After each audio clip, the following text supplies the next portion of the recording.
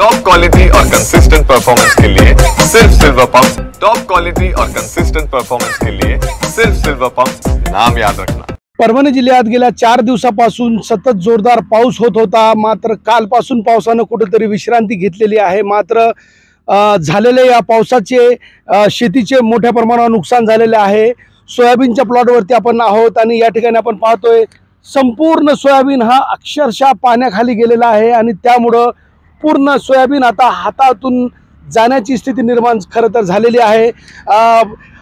झाडे या ठिकाणी पूर्णपणे सडलेल्या अवस्थेत असल्यासारखी स्थिती निर्माण झालेली आहे। सलग 4 दिवस जोरदार परभणीत पाऊस झाला आणि या पावसाचा परिणाम 52 पैकी तब्बल 45 मंडळात अतिवृष्टी सदृश्य स्थिती निर्माण झालेली आहे। मोठ्या प्रमाणावर पिके पाण्याखाली गेलेली आहे। सोयाबीन कापसापाठोपाठ तूर आणि फळबागांचेही मोठ्या प्रमाणावर नुकसान होत आहे। दृश्यामध्ये आपण पाहतोय दूरपर्यंत जिथपर्यंत नजर जाईल तिथे सोयाबीन हा पूर्णपणे पाण्याखाली गेलेला आहे। सलग 4 दिवस जोरदार पाऊस झालेला आहे। अनेक महसूल मंडळामध्ये ढगफुटी सदृश्य पाऊस या ठिकाणी झालेला आहे। खरं तर 70% पिके खरीपची जी आहे ती हातातून गेल्याची स्थिती निर्माण झालेली आहे। त्यामुळे शेतकरी या ठिकाणी हवालदिल झालेला आहे। कालपासून पावसानं विश्रांती घेतली खरी, मात्र या पावसाने शेती पिके पूर्णपणे हातातून गेली आहे। त्यामुळे शेतकऱ्यांचे कंबरडे मोडल्याचं आपण या ठिकाणी पाहतोय।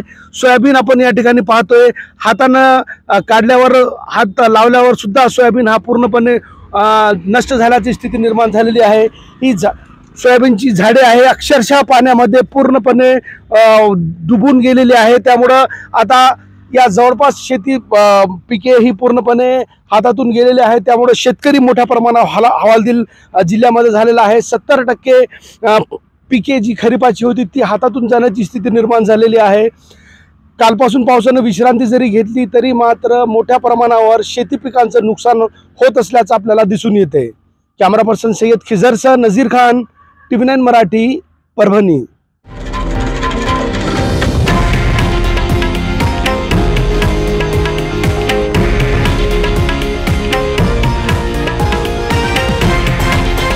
हे आहे देशातील नंबर 1 न्यूज नेटवर्क आणि आपण पाहत आहात TV9 मराठी, एकमेव।